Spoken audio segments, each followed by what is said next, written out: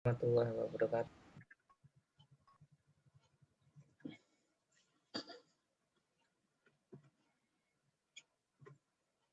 Baik, saudara-saudara, hari ini minggu ke-10 ya, kita kuliah pencemaran udara dan perubahan iklim, membahas tentang reaksi-reaksi atmosfer dan dampaknya terhadap pencemaran lingkungan.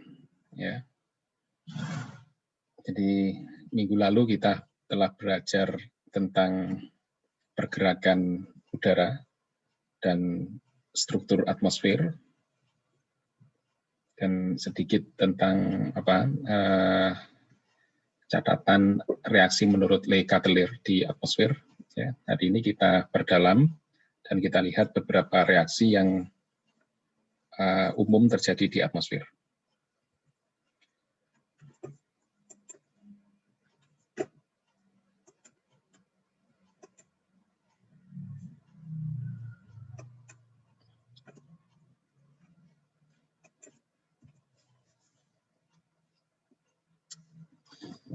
Jadi seperti kita bahas minggu lalu, bahwa atmosfer terdiri dari lapisan tipis campuran gas, atau lebih tepatnya adalah yang terutama bagian bawah adalah larutan gas. Kalau yang bagian atas mungkin memang dia campuran karena tidak terlalu homogen ya. Kalau di bawah cukup homogen. Dan ini melingkupi permukaan bumi. Kalau tidak memasukkan air di sana, atmosfer 78% adalah nitrogen, 21% oksigen, terus ada argon dan karbon dioksida, dan yang lain itu nanti menjadi trace elemennya atau elemen-elemen yang dalam jumlah sedikit gas-gas lain.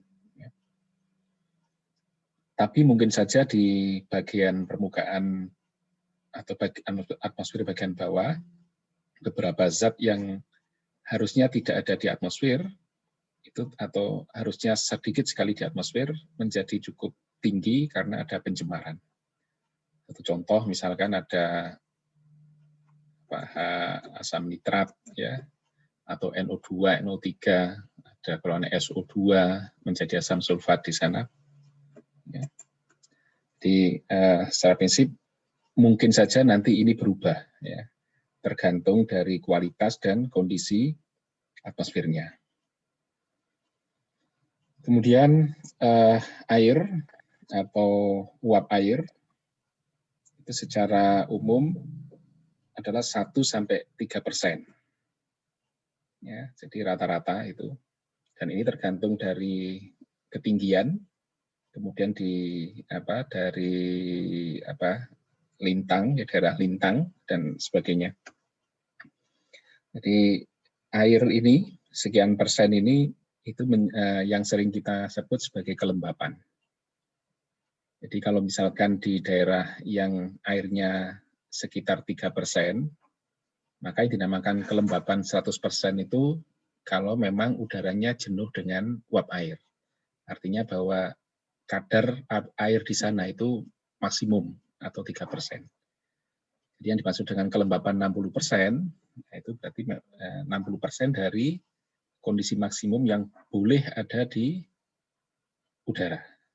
Ya, jadi itu ya. Jadi bukan berarti yang kelembapan 100% airnya udaranya air semua, begitu bukan ya.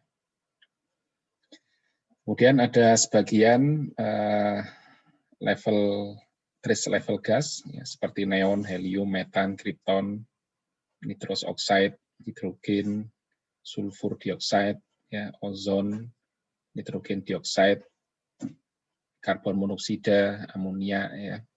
Nah, kalau berdasarkan komposisi ini, maka yang dinamakan pencemar atau udara tercemar itu adalah kalau jumlah gas-gas ini di udara itu melebihi kondisi normalnya ini. Ya, jadi mestinya campuran neon, helium, dan sebagainya kurang dari 0,002% atau sekitar 20 ppm. Ya. Tapi tiba-tiba di sana ada misalkan SO2 tinggi, ya, 100 ppm misalkan, atau NO2 sangat tinggi, ya. Nah, itu berarti terjadi pencemaran. Jadi namanya tercemar itu kalau ini sudah dilewati atau sudah melewati komposisi normal ini.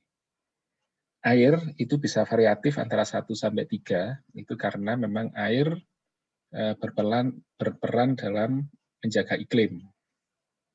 Ya, ketika atmosfer jenuh, ya 3% begitu, nah ini berarti biasanya mungkin akan terjadi kondensasi dan hujan. Kalau misalkan sedikit, 1% itu sekitar 35% humidity-nya, 1% maksimum itu ya. Nah itu berarti airnya, udaranya sangat kering. Ya, itu ya. Jadi ini kira-kira yang kalau dibandingkan dengan komposisi, maka pencemaran lebih mudah ya didefinisikan. Kalau dia melebihi dari komposisi normal ini berarti terjadi pencemaran.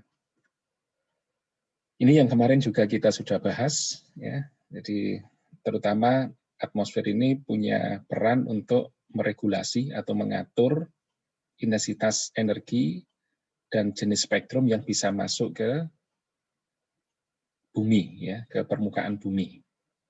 Ya, jadi energi yang sangat tinggi itu di trapping atau diserap, ya, diabsorb di bagian atas. Energi yang middle, yang energinya cukup tinggi tetapi lebih rendah dari yang maksimum, itu di trapping di mesosfer, dan UV di trapping di stratosfer, ya, sampai stratosfer itu. Baru yang visible, inframerah dan ultraviolet, tapi punya lambda lebih dari 330 nanometer, ini bisa masuk sampai ke permukaan bumi.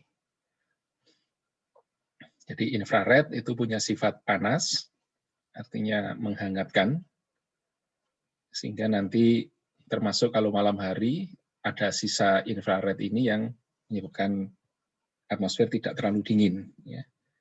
Visible, karena visible memang digunakan untuk penglihatan, jadi untuk secara optik bisa ditangkap oleh mata, ya, sehingga kita bisa melihat citra atau melihat gambar, ya, namanya visible itu visioner, namanya visioner ini ya bayangan. Jadi kalau saudara berpikir betul, ternyata apa yang kita lihat itu hanya bayangan saja. Ya, kita tidak pernah melihat sesuatu yang nyata. Ya, ini apa yang nampak itu adalah bayangan. Bayangan itu ya bisa terdistorsi, ya, tergantung kondisi mata. Dan yang nampak itu bisa jadi tidak sesuai dengan yang, atau tidak sama persis dengan kenyataannya. Ya, karena banyak distorsi, banyak masalah di sana. Satu contoh, kalau mata kita itu ada filter, ya, ada screen yang berwarna hijau begitu, maka semua bayangan itu akan dominan berwarna hijau. Ya, itu artinya bahwa namanya bayangan itu tidak akan sama dengan kenyataan karena tergantung screening, ya, tergantung apa yang bisa kita tangkap saja. Ya. Dan ultraviolet yang lambdanya lebih dari 330 ini sangat penting untuk fotosintesis, ya, terutama untuk mengkonversi energi, kemudian disimpan, yang makanan, menyimpan energi dan cadangan energi untuk seluruh makhluk yang ada di permukaan bumi. Ya, jadi itu. Ini kemarin juga sudah kita bahas, ya. Jadi beberapa reaksi itu tergantung kondisi, ya. Maka di troposfer itu lebih dominan reaksi eksotermis, jadi makin ke atas makin mudah eksotermis dan pemecahan molekul. Di stratosfer kebalikannya, karena suhunya turun, maka dia lebih cenderung reaksinya ke endotermis. Ya, mesosfer sama termosfer, karena tekanan terlalu kecil, sehingga jarak antar molekulnya terlalu jauh, maka reaksi bisa jadi sangat jarang terjadi, atau hampir tidak terjadi. Ya. Jadi makanya di termosfer sama mesosfer ini tidak ada reaksi kimia, tetapi hanya ada reaksi ionisasi, ya, atau reaksi-reaksi yang menyerap energi tinggi, ya, berpendar, kemudian menyebabkan langit berwarna dan sebagainya. Baik, ya, ini beberapa parameter kunci pada kinetika dan reaksi atmosfer. Jadi ini ada yang perlu kita pahami saja, bahwa ada molekul-molekul yang memang stabil. Ya, stabil itu artinya tidak mudah bereaksi. Ya, contoh CO2, N2, O2. Ya, jadi ada CO2 ini cukup stabil. N2 ini juga stabil, bahkan inert. Ya. O2 ini juga cukup stabil. Ya. Di mana O2 ini nanti kalau di bagian atas, bagian stratosfer, dia menjadi dasar dari kimia ozon. Karena ada reaksi itu. Ya. Walaupun nanti beberapa reaksi melibatkan ini, tapi secara prinsip molekulnya itu cukup stabil di atmosfer. Artinya tidak mudah berubah atau bereaksi dengan senyawa lain, ya, kecuali nanti kondisinya memang memungkinkan. Gitu saja. Kemudian ada oksida nitrogen. Ini dinyatakan sebagai katalis di troposfer dalam reaksi terutama mengkonversi hidrokarbon menjadi senyawa-senyawa yang bentuk teroksidasi, ya, menghasilkan ozon dan partikel. Jadi artinya kalau ada pencemar, kemudian pencemarnya berupa hidrokarbon atau zat organik seperti metana, ya, kemudian etana, propana atau deret alkana itu, atau deret-deret alkana, alkuna, alkena, ya, deret-deret senyawa organik lain, misalkan uapnya asam organik, asam asetat dan sebagainya. Kemudian di sana ada pencemar lain, oksida nitrogen, ya, seperti NO, NO2 dan sebagainya ini, maka adanya NOx ini itu akan mempercepat reaksi senyawa hidrokarbon teroksidasi. Ya.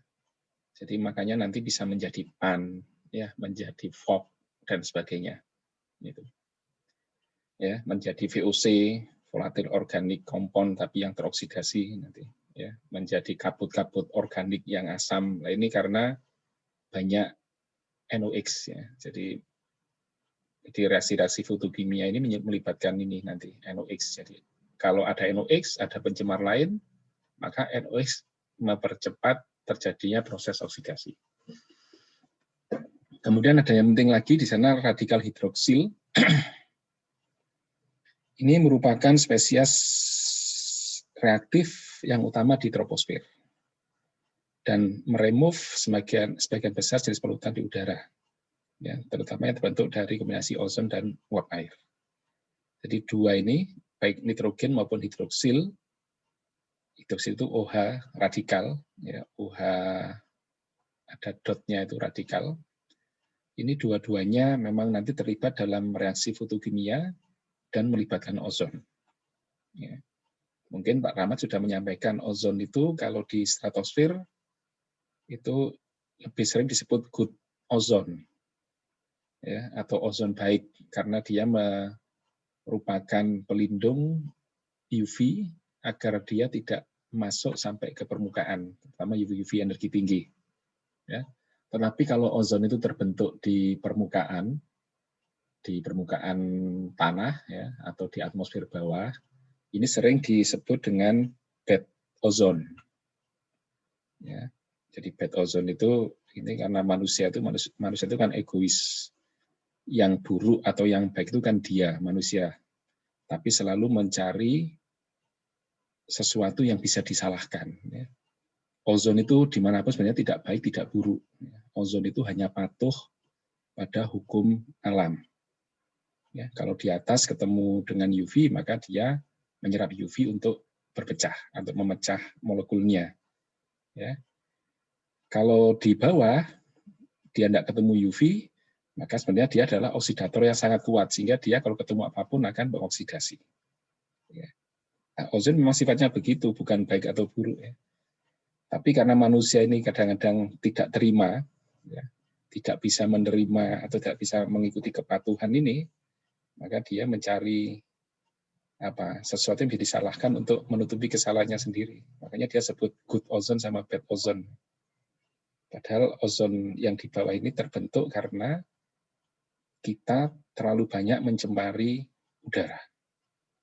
Ya, karena pencemaran hidroksil, pencemaran oksida nitrogen, pencemaran hidrokarbon, sehingga tadi salah satunya membentuk ozon di bawah. Nah, ozon di bawah ini cukup kuat dalam sifat oksidasi. Nah, kalau sangat kuat oksidasi, maka dia mengoksidasi apapun yang dia temui. Nah, ini akhirnya merugikan manusia, menurut manusia, makanya tidak makan bed. Gitu, ya. Baik, ya. Kalau saya sih tidak mau mengikuti itu sebenarnya, tapi harus saya menyampaikan pendapat banyak orang begitu. Kalau saya yang bad sama good itu ya manusia, ya, bukan benda. Baik, ya. Kemudian ada CO. CO ini juga reagen penting di atmosfer. Ya, biasanya CO ini terjadi karena pembakaran tidak sempurna, ya, atau oksidasi yang terlalu banyak hidrokarbonnya, ya, oksigennya kurang, ya, tidak sempurna itu tadi, ya, ini akan keluar CO. CO ini juga cukup reaktif karena CO ini dengan oksigen biasanya kompetitif dalam mengikat hemoglobin. Jadi kalau ada gas, ya, atau udara mengandung CO dan oksigen, kemudian kita hirup dengan paru-paru, maka terjadi kompetisi untuk berikatan dengan hemoglobin antara CO dengan O2. Dan celakanya, ya, bukan celakanya, ya, itu kepatuhan alam juga, bahwa hemoglobin itu lebih cepat menyerap CO daripada menyerap O2. Ya. Dan karena kompetisi itu kemudian datangnya bersama-sama, kecepatan menyerapnya lebih besar pada CO, maka hemoglobin itu lebih banyak mengikat CO daripada O2. Makanya kalau kita berada di daerah yang tercemar CO, ya, maka kita akan kekurangan oksigen. Padahal oksigen ini sangat diperlukan di proses oksidasi dalam tubuh. Darah kalau kurang oksigen, ya, maka proses metabolismenya menjadi terganggu. Otak kalau kurang oksigen, prosesnya juga terganggu. Ya, ini jadi problem nanti, ya. Nah, sebenarnya bukan jahat juga CO itu. Yang jahat ya manusia sendiri. Kenapa CO dikeluarkan? Alam itu hanya mematuhi hukum-hukum yang sudah ditetapkan oleh Tuhan, dan manusia diberi wewenang untuk mengelola. Ya, jadi makanya semua tunduk pada kemauan manusia. Ya. Jadi sunatullah ini bisa memang sudah diserahkan pada manusia untuk dikelola. Kalau kita ngelola salah, padahal mereka yang dikelola sangat patuh, ya sudah, kita sendiri akan menanggung akibatnya. Ya. Baik, ya. Terus ada ini kira-kira 3/4 OH atmosfer, hidroksil di atmosfer, akan bereaksi dengan CO menghasilkan 1/6 CO2 di atmosfer. Ya.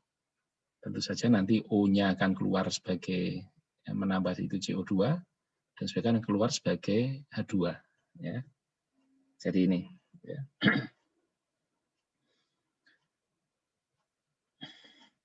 Kemudian ada hal penting lagi di sana adalah energi balance atmosfer bumi. Ya. Jadi ini juga mungkin sudah disampaikan di global warming. Kalau yang masuk ke dalam atmosfer itu 100% radiasi, maka sebenarnya 25% itu akan direfleksikan oleh atmosfer bagian atas. Ya, kalau ini di daerah troposfer, ya, maka yang 25% itu langsung direfleksikan karena beda kerapatan ini, beda kerapatan atau beda layer, ya, kerapatan molekul. Kemudian yang 25% itu diserap oleh greenhouse gas. Ya, ini normalnya, ya. Kemudian 45% itu akan sampai ke bumi dan itu diserap masuk ke dalam bumi, ya, dengan berbagai macam cara. Ada yang digunakan untuk memanasi tanah, ya, memanasi air, diserap oleh tumbuhan dan sebagainya. Ini kira-kira 45%. Sedangkan yang 5% itu dipantulkan oleh permukaan bumi. Jadi sebenarnya dari 100% yang masuk itu, maka 30% itu akan kembali keluar ke atmosfer secara langsung. Ya. Sedangkan yang 70% itu tetap akan keluar, tetapi dengan proses, ya, tersimpan dulu di permukaan bumi, tersimpan di atmosfer, baru nanti keluar 70% ini. Ya. Nah, ini sudah diatur setimbang begitu. Agar setimbang, maka greenhouse gas itu harus punya kadar tertentu. Ya. Kemudian bumi juga punya tingkat refleksi tertentu. Artinya bahwa bumi ini tidak boleh terlalu gundul, ya, karena harus ada yang menyerap ini. Ini kalau tidak terserap, ya mesti akan dikembalikan ke sana. Ya. Nah, yang terserap oleh greenhouse gas dan terserap oleh bumi ini, itu akan diemisikan kembali menjadi inframerah. Nah, infrared ini yang memang punya sifat panas. Ya, jadi panas ya itu kan. Jadi sehingga di sini atmosfer menjadi cukup hangat begitu sebagai selimut ya, selimut bumi. Nah, nanti dengan proses itu akan keluar lagi 70% di sana. Sehingga 100% ini tetap keluar, tapi yang 30 keluar langsung, yang 70 keluar secara perlahan. Ya, sehingga dengan cara begini, maka ada simpanan energi 70% sebelum dia keluar. Ya. Setelah absorpsi itu selesai, misalnya masih ada 70% keluar pelan-pelan. Nah, dengan cara ini, maka sebenarnya kalau siang dia tidak terlalu panas, kalau malam juga tidak menjadi terlalu dingin, karena masih ada simpanan energi. Ya, nah yang menjadi problem adalah kita sekarang mempertebal greenhouse gas ini. Kalau ini lebih tebal, maka yang terserap ini menjadi lebih besar, yang absorb ini. Kemudian yang terserap di sini juga menjadi lebih besar, yang kembali turun karena greenhouse gas ini. Sehingga bisa jadi ini berkurang, tidak 70%. Karena ini terserap lebih banyak, di sini juga kembali lebih banyak, ya. Dan waktu di sini menjadi lebih lama, karena ini lebih tebal greenhouse gas ini. Ya, makanya kalau ini sudah setimbang, mestinya, kemudian kita merusak kesetimbangan itu bisa menambahkan unsur lain atau merusak unsurnya. Dalam hal ini kita berarti menambahkan unsur gas rumah kaca, maka komposisi ini menjadi berubah. Nah, kalau komposisi berubah, tentu saja nanti kondisi di sini juga akan berubah. Ini yang sering kita sebut dengan efek rumah kaca atau global warming. Ya, itu sebenarnya karena gas itu makin banyak di sini. Kalau makin banyak, maka inframerah ini tertahan lebih lama di atmosfer. Ya. Itu, ya.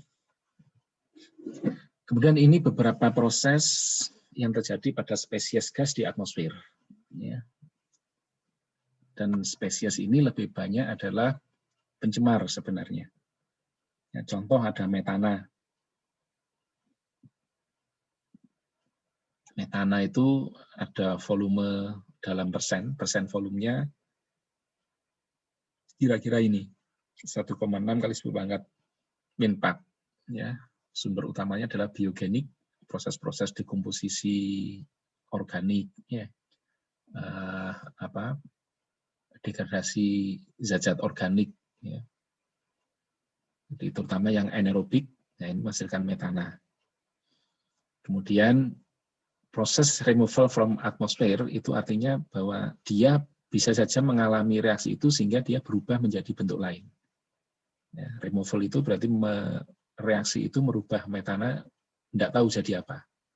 Ya, artinya metananya memang